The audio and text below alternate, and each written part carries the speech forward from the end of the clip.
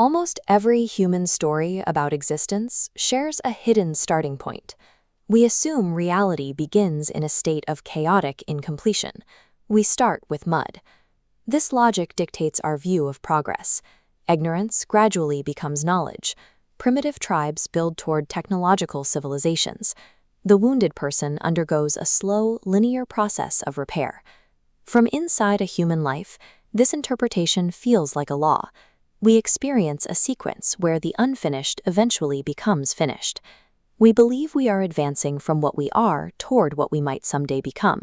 We treat the universe as an assembly line. In this model, time is the labor required to manufacture a complete reality out of raw, broken pieces. But this assembly line model fails to explain why history repeats itself with such mechanical precision. Civilizations upgrade their skins, from medieval courts to digital platforms, but the underlying structural operators remain constant. Centralization, extraction, and hierarchy reappear in every era. We are using new tools to instantiate the same ancient relationships. This same pattern exists at the personal scale, hidden within the way we remember our own lives.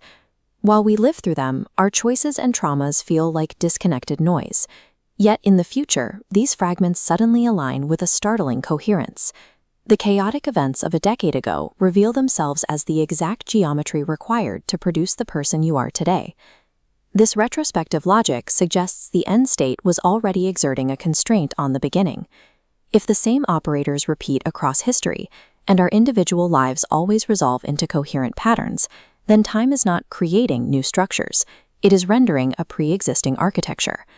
We have to invert our perspective. The completed structure has architectural priority over the raw material.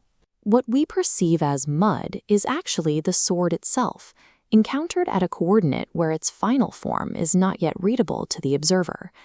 Consider a 3D sphere passing through a flat 2D plane. A 2D observer sees a circle growing and shrinking, experiencing transformation. But a 3D observer sees a single, unchanging object. The evolution is an illusion created by how the object is accessed.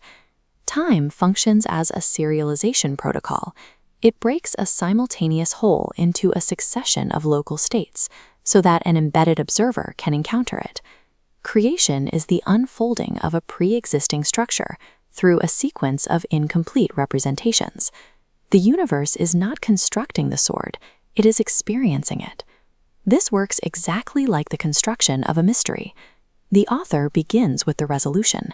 They position every contradiction and every discovery to serve that final revelation. The observer, however, must encounter these elements in a specific order for the story to be told. The structure exists all at once, but the experience requires a sequence. The fracture acts as a necessary operator. Breaking the whole into fragments converts unity into experientiable difference.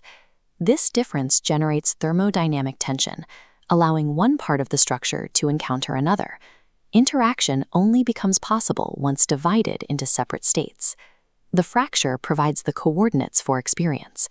Without it, the structure is a map that no one has ever walked. With it, the cosmos can finally encounter its own geometry from the inside. If the architecture is already complete, we face an immediate paradox. It suggests that our lives are merely frames in a finished film, devoid of any real agency. We resolve this by distinguishing global topology from local traversal. A traveler chooses a path among pre-existing roads. The landscape provides fixed nodes, your biology, your era, constraints. But individual awareness acts as the switch. Your choices determine which branch becomes your lived reality. The biological nervous system functions as an assembly interface. It relates isolated moments and recognizes patterns, allowing the traveler to navigate the pre-existing geometry. Life is the mechanism for this traversal. We aren't here to build the landscape. We are here to navigate it until we recognize the architecture of the whole. This model shifts the weight of human existence. The pressure of constant self-manufacture vanishes when we realize the structure is already structurally present. Healing ceases to be the construction of a new self. Instead, it becomes the removal of the conditions, the defenses and distortions that prevent the coherent expression of the whole.